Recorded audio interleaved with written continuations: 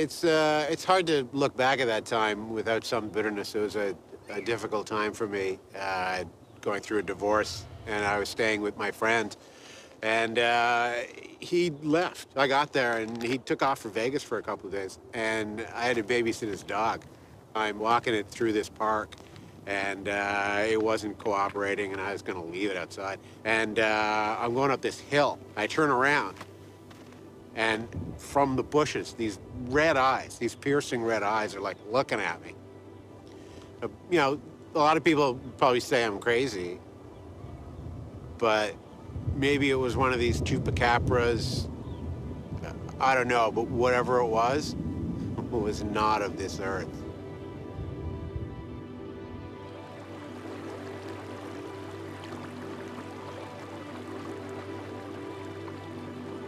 What had Chris Finn seen in the forest that October morning in 1992? Had he actually encountered the legendary Chupacabra? His experience begins our search for answers as we follow the Breadcrumb Trail.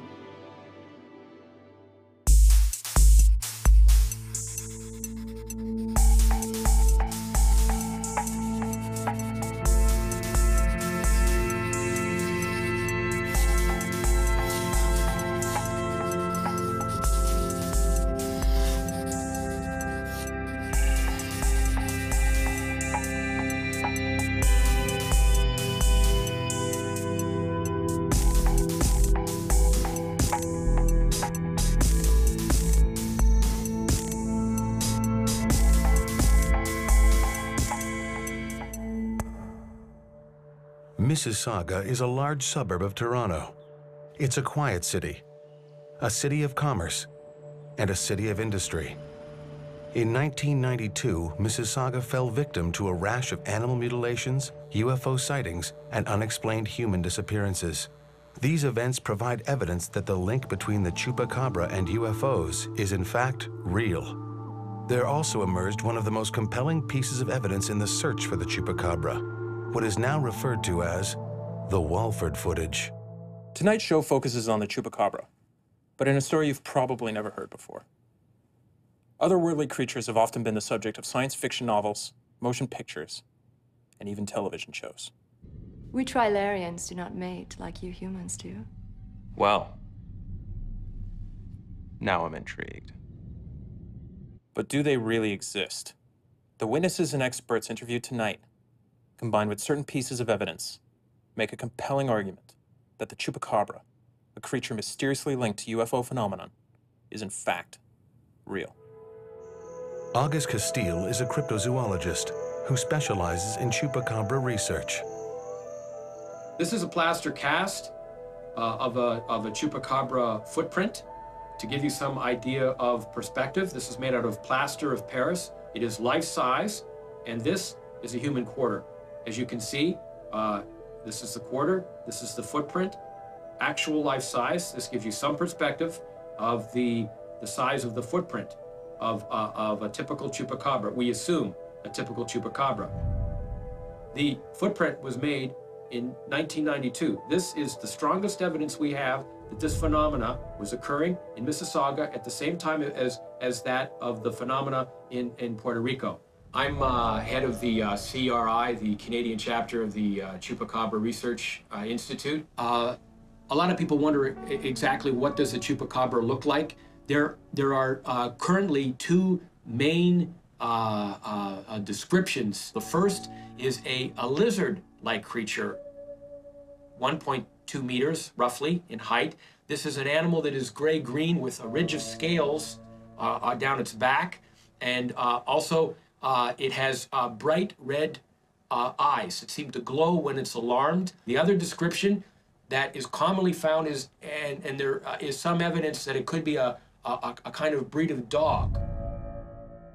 This is a drawing done by a boy. His name is George, 12-year-old at the time in 1992.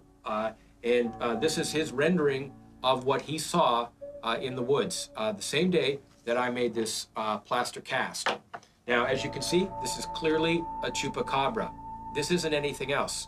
Notice the red fangs, the large eyes, drawn black. This animal obviously not startled. And the fangs around the back, I asked George at the time, were they blue? And he said no, that the green that they had, he didn't want to do green on the grass as well as on there because it was different color green. We only had one color crayon at the time. All right, in '92, they didn't have the choices that we have nowadays.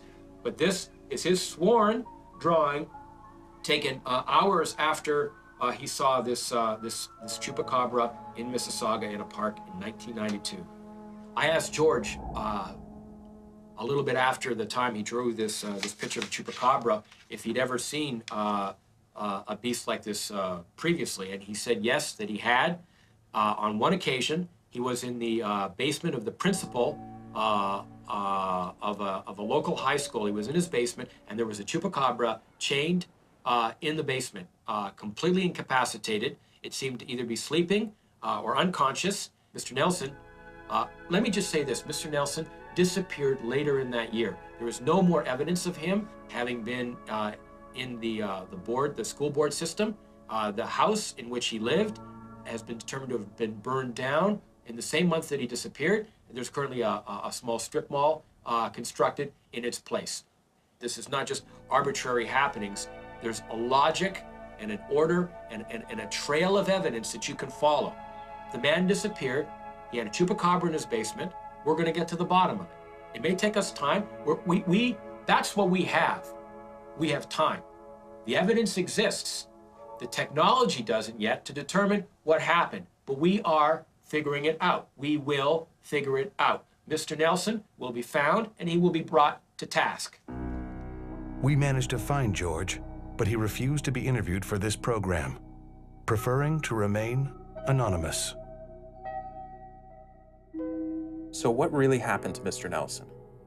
We will attempt to answer this question and bring you an exclusive interview with a genuine alien abduction victim after this break.